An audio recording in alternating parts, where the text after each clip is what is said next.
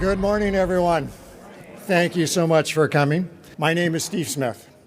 In my NASA career, I had the privilege of flying 4 missions on a spaceship, just like the incredible one behind me right now, which generates over 7 million pounds of thrust to get us into space. Yes, astronauts know all about launching things. We know what it's like to be hurled into space and be up a couple hundred miles above the Earth and look back on it with wonder. From there, you don't see red states or blue states. You don't see gerrymandered electoral districts or TikTok. You just see the planet that we all share. And it changes you to see it from that perspective. It changed each of the NASA former astronauts now walking onto the stage, all 20 of them. We come from every corner of this country in all walks of life.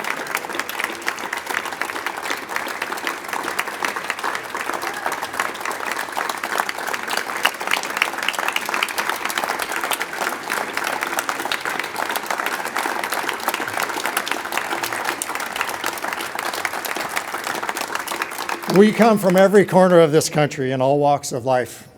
We're Republicans, Democrats, and independents. We're mothers, fathers, wives, husbands, neighbors, and Americans. I would like to call special attention to one of our members up here today who flew before the rest of us. It's our hero, Rusty Schweikert, who flew on Apollo 9.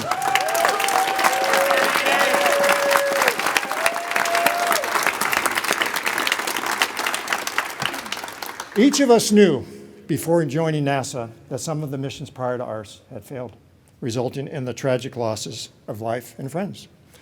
We signed up anyway because of our collective love for our country, which was the greatest driver in our lives. That remains true today. That's why we're here on July 20th, the 57th anniversary of the moon landing, in order to launch another moonshot, this one designed to reunite our great country. Our organization, Astronauts for America, is on a new kind of mission. We're going to tour American colleges and universities, going state to state, campus to campus, to remind them, the young people, of their great privilege and their duty to vote. It is our most precious freedom. It's with a uniquely American kind of freedom that we were able to go to the moon. And that same freedom launched the spaceship behind us 25 times into space. Now, we see those freedoms under heavy threat because the principles that have always guided this nation and made it great, including faith in the Constitution, the rule of law, checks and balances, the peaceful transfer of power, the freedom of the press, and respect for a healthy press, are now under siege. The result? We're seeing chaos instead of community, violence instead of votes, lies instead of laws, and fear instead of faith. That's how democracy and freedom die. So we're going on the road to your state, to community colleges, state colleges, county fairs and town halls from Alaska all the way to Florida, and everywhere in between, where Americans will gather and we will tell them our story, which is in space, nothing matters except the mission, nothing. Astronauts don't ask each other what political party they're part of or support. We just work together to get that important job done. The mission is all that matters. Now, our country is the mission. And our message is simple. Going to the polls is one small step for you and one giant leap for our country. To support this effort, please visit astronautsforamerica.org. We hope you do that because we need you to launch. I'd also like now on our behalf to thank the California Science Center for their generosity in allowing us to use this space, which, as you know, is not yet open to the public.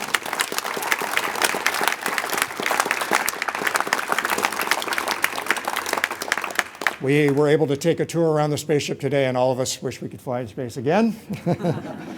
And our thanks to all of you for your attendance, interest, and attention. Now, to continue our conversation, I'd like to ask two of my colleagues to come forward. The first is Dr. Ellen Ochoa. Dr. Ochoa flew in space 4 times. She served as the director of the Johnson Space Center in Houston, Texas. She has 8 schools across our country named after her, including 2 within 10 miles of us at this moment. And the Mattel Corporation also created the Ellen Ochoa Barbie doll. Ellen?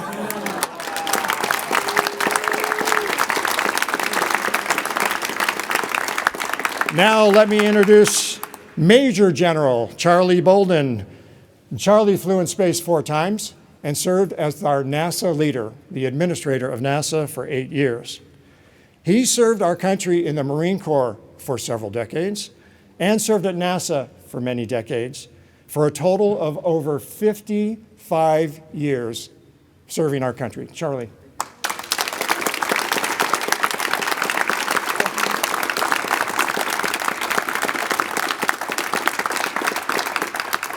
Now, Emmy Award-winning journalist Alex Cohen from Spectrum TV will now moderate our session. Alex, over to you.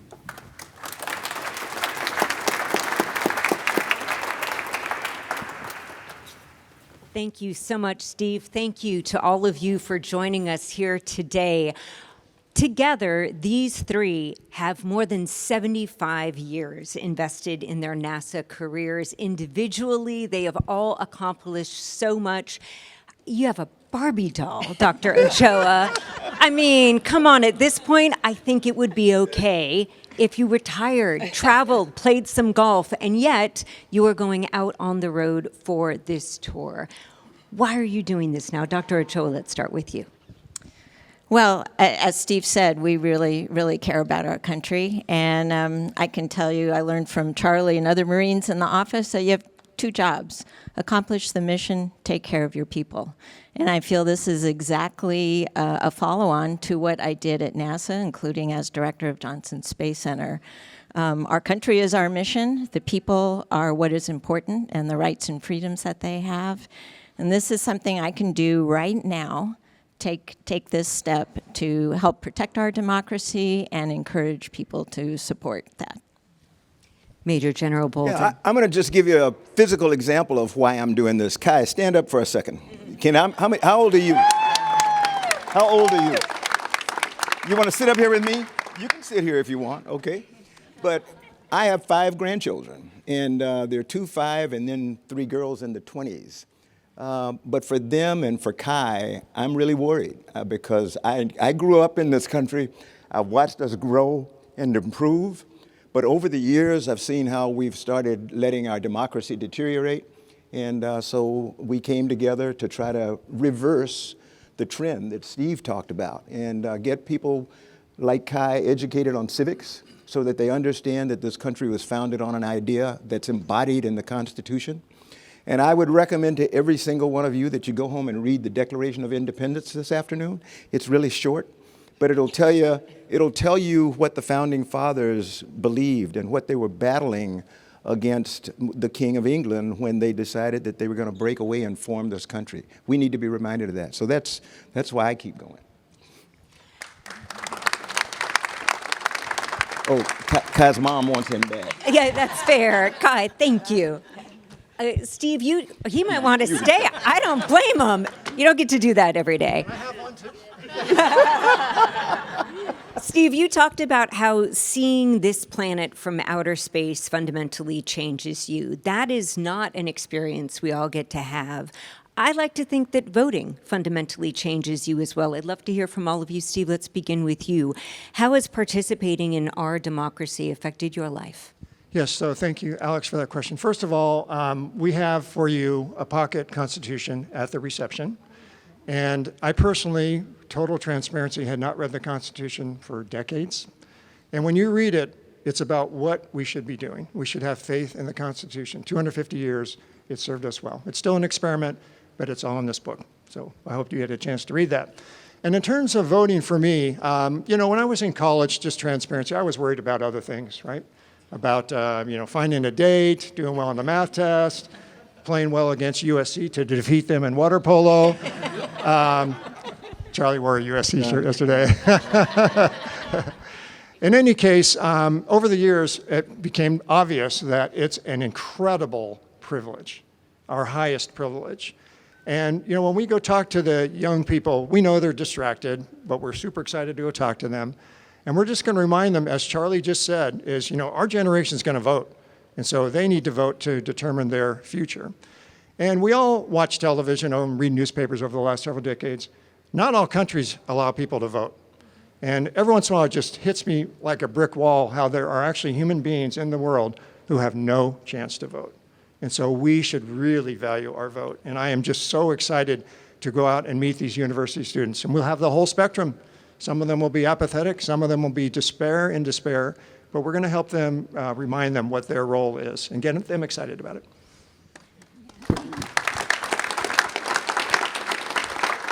Charlie, what has voting meant to you personally?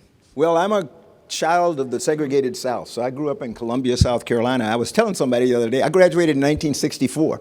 Anybody know what happened in 1964? The Voting Rights Act. So as a person growing up in my hometown, it wasn't a guarantee that my mom and dad were going to be able to go out and vote. In 1964, that right came again. But today, if you look at what's going, Kai, you want to go back? I can see you. Your mom is nervous over there. But I look at what's going on today about people trying to restrict the ability of people to cast their ballot. That's not who we are. That's not America. The thing that separates us from every other country in the world is, one, that we were founded on an idea that's embodied in the Constitution, and then, like Steve said, a lot of nations, people can't vote. They don't have a right to say how their governments run. So that's why it's so important to me, because I remember when it wasn't the law that we could vote. Women weren't always allowed to vote either. No, Dr. Ochero, what has voting meant to you? I was going to tell you, almost 30 years ago, I had the privilege of bringing on a presidential commission for the celebration of women in American history. And it was time to commemorate the 150th anniversary of the very first Women's Rights Convention in the country in 1848. And, as we heard from a lot of people and learned, I thought about the more than 70 years it took from that convention for women to federally get the right to vote, and then how a good part of the rest of the 20th century was still focused on making sure that people had that right, that there weren't barriers. And, when you've kind of really considered that in depth, you realize I absolutely have to take this right so seriously. I always vote. And part of that is also being informed and trying to understand, issues in candidates and making sure that, I'm voting in a way that I think is best for the country. And so it certainly absolutely is incredibly important to me. I was so struck by Steve's words, and I know I'm not the only one, about not seeing TikTok from space. So much has changed since you were flying, Charlie. What feels different about this country to you now? I became an astronaut and an astronaut candidate in 1980. So I moved my family from Maryland down to Houston, Texas. And I remember one of the things that struck me the most was Vietnamese immigrants had come in, and a lot of them were settled in the Texas Gulf Coast. And there's an organization that some of you may have heard of called the Ku Klux Klan. And they had revived themselves they burned a few of the Vietnamese boats. They were trying to run them out, which again is not what our country is all about. And the churches in the area kind of stepped forward and took over and essentially ran them out. But to me, I thought that was done. And here I was with my two kids moving to Houston to find out that they're now going to see what I saw as a child. I don't want to see that again, but things progress if you don't speak up and if you don't happen to speak out. So my time with Bill Gerstenmaier, who's sitting here on the front row and ran human spaceflight for us at NASA during my time as the NASA administrator, we've seen the nation go like this. And all of a sudden now we're kind of plateauing and we're starting back down. So that's why, I look at where it was when I first came to NASA and where it is now. And I hope we don't make that turn down. Yeah, and I'll just add, one of our founders, Steve Lindsay, who couldn't be with us today, flew with John Glenn back in 1995, and he tells the following story. So John was a senator at the time, but was planning to leave. And one day Steve asked Senator Glenn, I noticed that you're going to resign and not going to keep going. And he asked John why. And John gave him a couple reasons, but one of the reasons John said at that time, which is 30 years ago, is that it's getting hard to work across the aisle. And members of Congress are now beholden to their party rather than to the country. That was 30 years ago. So we're addressing the issue that's at hand now, but it's been a slow decline. And for me, that was kind of an awakening call maybe 15, 20 years ago, and I was so mad at myself for sitting on the sidelines until then. So when we came together, 108 of us, for me, it was just a blessing to be able to use our resources to help our country. And I would say, a lot of us, most of us are scientists or engineers or have that kind of background. And my first flight, actually my first two flights, we were studying the Earth's atmosphere, trying to understand more about the ozone hole, about human activities that were affecting it, as well as natural activities. And just a few years before we flew, there was a UN protocol, the Montreal Protocol, that countries signed on to eliminate the use of CFCs, chlorofluorocarbons, because scientists had made the connection between that and the destruction of ozone. Every single country in the UN signed that protocol. And even today, they said, hey, it's going to take 50 years or more for the atmosphere to repair itself, and we're still watching that happen, and it is getting better. What I worry about is whether or not the United States would sign such a protocol today. We need to continue to base policy on the best available science. You may have a difference about what that policy is, but you should be using the best available evidence. I'd like to spend a little time speaking with each of you about your careers in NASA. A lot of kids say, I want to be an astronaut when I grow up, and not everyone does. Beginning with you, Steve, can we hear down the line what you were doing before you joined NASA, and what specifically called you to this line of work? Yeah, it's really interesting. We, all three of us, came from different places. So I grew up the son of an IBM engineer who worked for IBM for 50 years, so I was interested in electronics, but I also was living in California. So I was outdoor backpacking, going to the ocean, going to Death Valley, skiing, et cetera. So I wanted to be an explorer as a child. I was watching Jacques Cousteau on TV explore the inner ocean. Admittedly, I was watching the fake explorers too. So Lloyd Bridges in Sea Hunt as Mike Nelson, the family Robinson in Lost in Space, but of course the heroes of the Apollo program on television.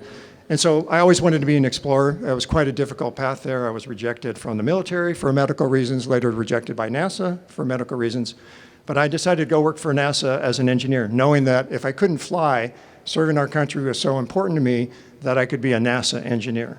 And so there's a few of us here today that came through the NASA engineering path. My mom is 100% Ukrainian heritage. Her daddy was born in Kiev and became an American citizen and served in our military. And so I came from a family that has had these years of federal service. My sister was an FBI agent for 25 years. So, Charlie, what about you? I'm one of these, there's several of us, I think, up there who may be like me, who never dreamed of being an astronaut. In fact, who had no desire to be an astronaut. At the age of 12, I saw a program about life at the Naval Academy called Men of Annapolis, and I decided right then that's where I wanted to go to school. Didn't know what I wanted to do, but I just knew I wanted to go to Annapolis, and I battled, and I finally got in, and when I left home, I said, okay, there are two things I know I'm not going to do. I'm not going to be a Marine, and I'm not going to fly airplanes. And you know, so I'm just saying this for Kai again, never say never, okay? And don't, so I ended up coming out of the Marine Corps, and because of one of my company officers who had been incredibly influential on me, I chose to be a Marine. I wanted to be an infantry officer. It was the height of Vietnam. And my wife did not like that idea and constantly kept saying, why don't we go to Pensacola? I said, because that's where airplanes are, and I don't want to fly. And during one of our last exercises before I came out of what's called the basic school, I found out I really hated crawling around in the mud. and the only option left for me, was going to flight school.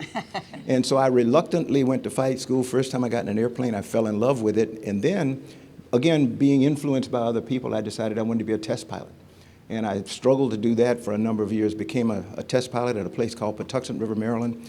The same time I did that, NASA selected the first group of Space Shuttle astronauts, and among that group were people who became my heroes, were, Sally Ride and 5 other women, 3 blacks, Ron McNair, Guy Bluford, and Fred Gregory. And Ron was special because Ron was from South Carolina, just like me. So I'm having a good time being a test pilot. All of a sudden one day, these airplanes come in, these sleek-looking supersonic NASA jets came in for a reunion, and out of the back seat climbs this little, like me, black guy, and with glasses, looks professorial.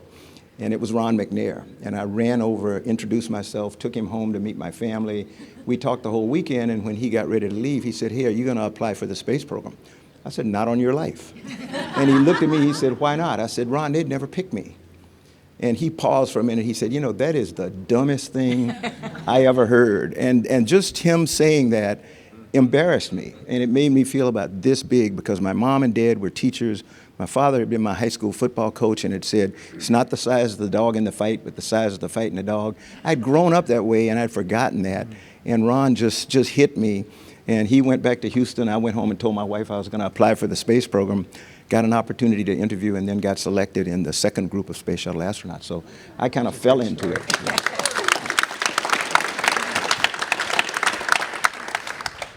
Ellen, how about you? How did you wind up doing this? Well, so I was 11 when the Apollo 11 astronauts landed on the moon. Of course, the whole country was watching, but no women astronauts, Yep. no astronauts of color. It never entered my head, how much things might change as I grew older.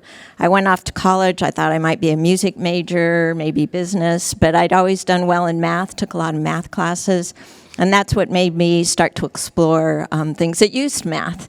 Of course, unfortunately at the time, there were some professors that told me I wouldn't be interested and wouldn't be good at it. But fortunately, I talked to a physics professor who was really encouraging.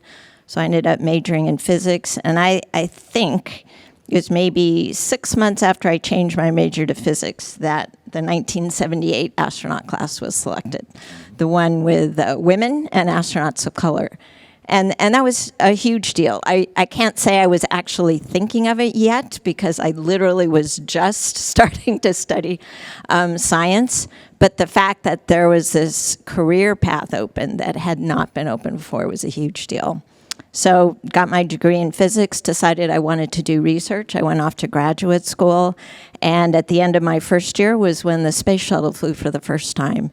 And what was so compelling about the shuttle program was that the shuttle could be used for many, many things. A lot of what it was going to be used for was scientific research and development of new technology. And that's where I was headed. I was headed toward a career as a research engineer. So the idea of being able to do that in a unique laboratory where you could do experiments that you could not do anywhere else, you could not do on the surface of the Earth, that's what really captured my attention. It all just sounds so cool. It really does. But I also imagine that there are very trying and rigorous and demanding moments. Charlie Bolden, what was the hardest part of training for you?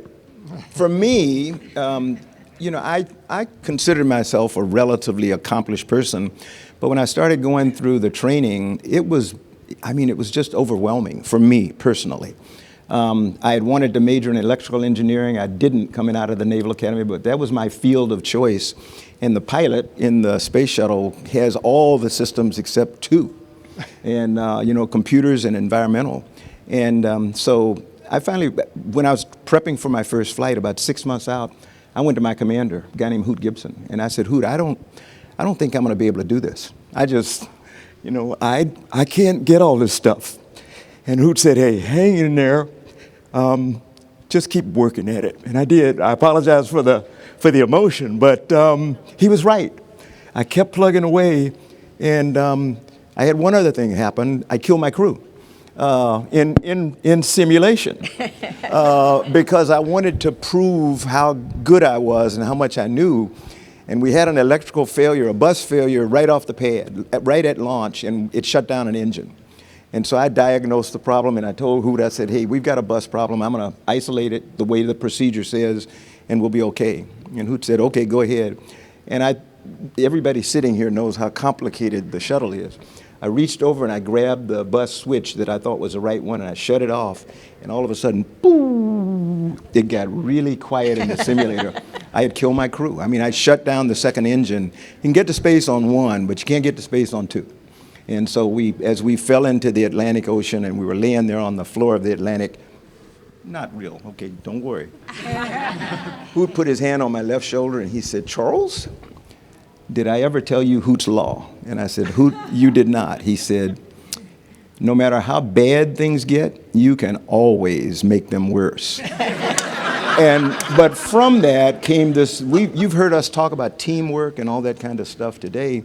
From that came the realization that this is a team effort. This is not an individual thing. So if you want to star and you want to show people how good you are, you're in the wrong place. You've got to work together. And every flight I flew after that, we never took any action, no matter how bad the emergency was, before we had at least two sets of eyes and two brains to think about it, to make sure we were doing the right kind of stuff. So I have failed any number of times, and I live to tell the story.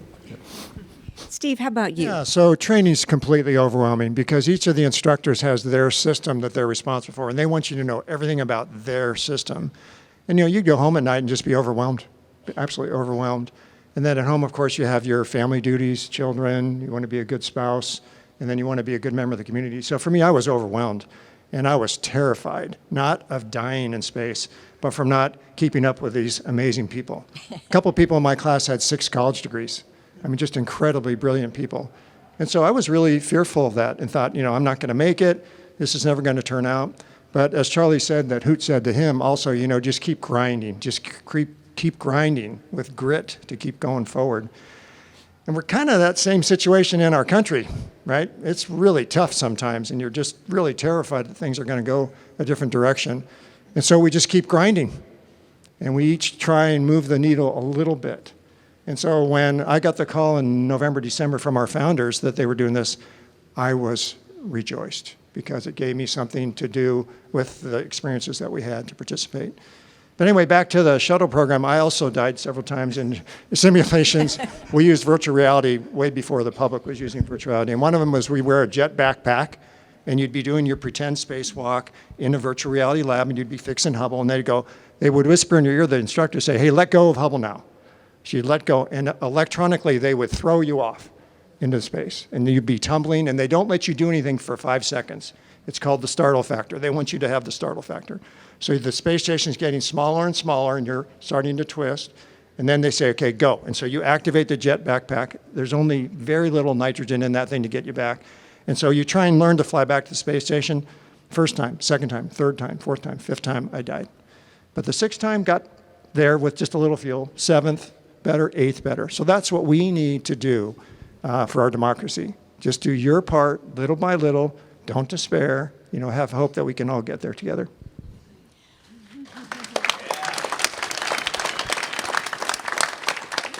I have been spending the past 24 hours with these folks, and I just want to say, first of all, you're not just the most just brave and inspiring folks, also just some of the kindest people that I have ever met. And I've learned so much, including just 5 minutes before we started. I was speaking with Steve and Marie, and we were talking about the fact that just before a shuttle will take off, there is a tour, and sometimes the spouses don't go. And Steve, you can correct me if I'm wrong, but I think the reason why is it is a scary moment. And you all do this knowing that not all NASA missions will end safely. Dr. Ochoa, what goes through your mind as you're about to embark on a mission like that, knowing that you don't know the future? Well, first of all, it can be pretty unnerving to be on your back in your orange survival suit, sitting on 500,000 pounds of self-igniting propellant. So, I think it's about, okay, how do you focus and not freak out, right? For me, I absolutely just went back to my training. I remember sitting in the shuttle thinking, okay, you're in the simulator. You've done this many, many times. NASA's prepared you well. You know what you're doing. And so focus, just pretend like you're in the simulator because you know how to respond then. And, I think the things that you're really worried about, it's like Steve said, is you don't want to let your crew down. and you don't want to let down the people who are counting on you to do the job. And so in my case, as I mentioned, we were studying the Earth's atmosphere, and so there were scientists who had spent years of their lives developing the instruments that we were carrying on board, and we're waiting for the data. And so you're just like, it's important to focus, not get distracted, and be excited about the mission, but absolutely lock in. One thing I like to remind people is why we have a space program, why we have explorers, why we invest in our national budget in science, and that's to make lives better. That's the only reason NASA exists, is to go out into space, to gather data, to bring it back to Earth, to make our lives on Earth better. We don't go up there with $25 billion, open the hatch, and throw the money out the window, right? And so all of us believe that we're making lives better, and that's one of the reasons we took the risk. That's one of the reasons we took the risk, and this love for our country. So for me, as Ellen said, we're trained really well, really, really well. And so on the launch pad, I don't think any of us were terrified by the prospect of not making it back, but you are concerned about making a mistake that could cost your country billions of dollars or embarrass the United States of America, right? So you're really worried about that. But we're trained so well that we're kind of automatically adjusted to reacting. And many of the folks come from the military. That's the way they train in the military, to just have things be rote memory. The thing that I think is the hardest for many of us is when you're in space, you can't get to your family if something happens that's bad. And we've been lucky enough in our space program to not have that happen. The Russians have had 1 or 2 cases. We've had a couple people lose parents when they were in space, but it was expected, including one of our members up there. But you really do worry about your children and your spouse. The other thing I'll mention too is, before we fly in space, we have discussions with our spouses for years about why we're doing it. And we, thank them of course, for their support. But also, we talk to them a lot about why we're flying in space, which I just mentioned is to make people's lives better, including the lives of our own children and our friends. And so for Peggy, my wife, that really helped a lot. And she understood that. That wouldn't have made living without me easy, but she understood that that's why we were taking the risk. And many of us write letters to our spouses and children before we fly in space in case we don't come back. And they've never seen those letters. I think I'll plan to give mine to my children when they become parents.